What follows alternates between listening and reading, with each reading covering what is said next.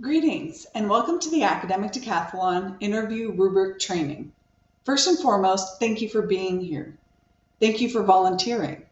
These programs would not be possible without individuals such as yourselves, and your time is very important. So thank you for being here. Now let's get started. In case this is your first time judging an academic decathlon, let me give you a brief overview. The academic decathlon is basically the Olympics of academia for high school students. On a team, 9 students compete in 3 different divisions. You have your honors division, which is classically your A students, your scholastic, or classically B students, and varsity, classically C students. And schools may also have additional participants referred to as alternates. They compete in a variety of events, which include art, music, language and literature, etc. The interview and speech events are subjective, while the remaining events are objective. During the interview event, a student will deliver an interview that's 7 minutes long, and there's no penalty for going below or above that time limit. As we're looking at the rules for the interview piece, students traditionally sit for their interview. And again, it's 7 minutes long and no penalty. For the interview questions, you will ask predetermined interview questions and follow up those questions with anything to seek clarification or expand on the student's comments. Do not ask students where they attend school or any questions regarding race, religion, creed, ethnic groups, national origin or ancestry, political beliefs or affiliations. Please allow the student to complete his or her comments before moving on to the next question or completing the interview. Let's look at some judging guidelines. It's important to maintain a consistent process with every student. While you're scoring, remember to be fair, objective, and consistent. Begin your session with each student with a score of 5 and adjust up or down depending on their delivery. Evaluate a student in an interview setting in order to rate his or her ability to conduct the following. Informally and orally present ideas and responses that are appropriate to the setting and the questions that are being asked. Listen to the comments and inquiries of the interview and elaborate with interesting detail and vivid impressions while avoiding repetition. Does the student establish and maintain rapport with the members of the interview group through voice, gesture, and attitudinal posture? Do they use voice, vocabulary, and language structures as appropriate to informal oral communications? Additional guidelines including reflective of actual performance. If a student delivers a good performance, they deserve a good score. Be sure to record your scores correctly and completely, and this may look different depending on your region's competition methods. Try to create a relaxed and positive atmosphere for the interview. Be sure to listen attentively and smile. Also, refrain from giving the student any leading comments which are positive or negative at the end of the interview. You're more than welcome to wish them luck in their other events throughout the competition. Now let's take a look at scoring. Remember, it's important to remain consistent. Score each student by the rubric, not against each other. It's not a ranking process. Be sure to remain fair. Give good scores when they are warranted, but also score accordingly. You're scoring their performance, not their effort.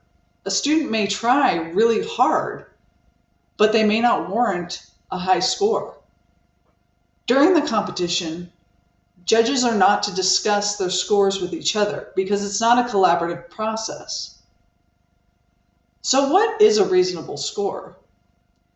In academic decathlon, each event has a maximum possible score of 1,000 points. In the objective events, it is very rare for a good student to score above a 900. On your evaluation form, it should contain 10 total marks when you are done. Now let's take a look at the rubric. When we're evaluating the voice, we're looking at what you're actually hearing. How is the voice being used? Is the student using appropriate inflection, rate, and volume? Now, if a participant has an accent or a dialect, do not let that be reflected in the score. When looking at the language usage, we need to evaluate the correct usage of grammar, as in pauses at the correct times. Are they using enunciation properly? Are they changing their voice tone and volume to reinforce a thought they are trying to make? What's the appropriateness or usage of slang and other words? Let's look at their interpersonal skills. Are they able to build rapport with the panel? Are they interacting, engaging with you as a judge? When we're looking at the non-verbal pieces, we're looking at everything besides the voice. The movement that supports the intent of the speech. Are they using natural gestures, expressions, and body positioning? When we're looking at manner, we're asking ourselves if the student seems self-assured and confident. Are they enthusiastic about conducting the interview, or are they just going through the motions? Are they direct in their answers and provide clarity? When we're looking at their listening skills, we're looking at providing appropriate responses for the question being asked. Are they paying attention to those speaking, including yourself? Are they actively listening during the process? Let's look at their answering skills. Are their answers clear? And do they address the questions being asked? Are they complete thoughts to explain the responses? Are they using appropriate responses? Now, when we're looking at specific responses, is the content thoughtful and reflective? Are they insightful answers that reflect their personality? Are they answering with conviction and confidence? While looking at overall effectiveness, we're looking at the content and if it directly relates to the purpose. Does the student hold the listener's interest, or do the listeners become bored and stop paying attention? How was the interview received by the judges? When we're looking at appearance, we're looking at the physical presence of the interview. How is their attire? Is it neat? Some will wear business attire. Now, one thing that's important that we have to remember is that students come from a variety of social economic backgrounds, and we're not there to judge them. But their appearance should be neat, clean, and well-groomed. Some additional notes as we conclude. Interviews that score the best are 9s and are 10s. They'll hold your attention. They'll make valid points, and they are delivered in a way that capture your attention. These speeches should blow you away and leave you wanting more. A good interview, your 7 to 8s or your 6 to 7s, they can be an overall good interview, but they may not score as highly in all areas of the rubric. This concludes the rubric training.